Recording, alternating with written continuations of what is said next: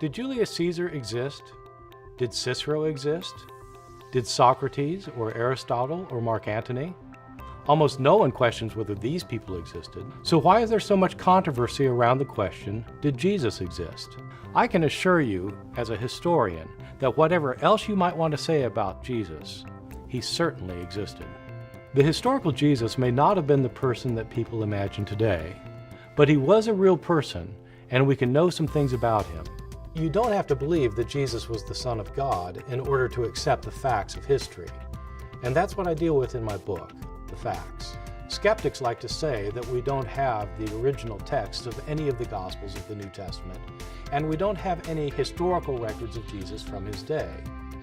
That's absolutely right, but it's also true of virtually everyone who lived at his time, including such powerful and important figures as Pontius Pilate, the governor of Judea, and Josephus, the Jewish historian.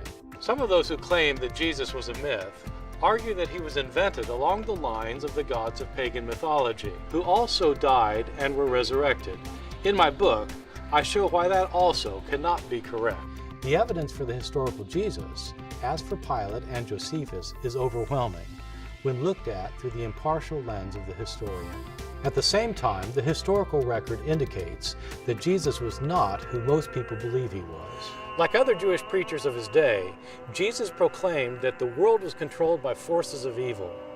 But God was soon going to intervene in history and overthrow the forces of evil and destroy everything and everyone who was opposed to him. God would then set up a utopian kingdom here on earth. And Jesus said this was going to happen within his own generation. It obviously never happened.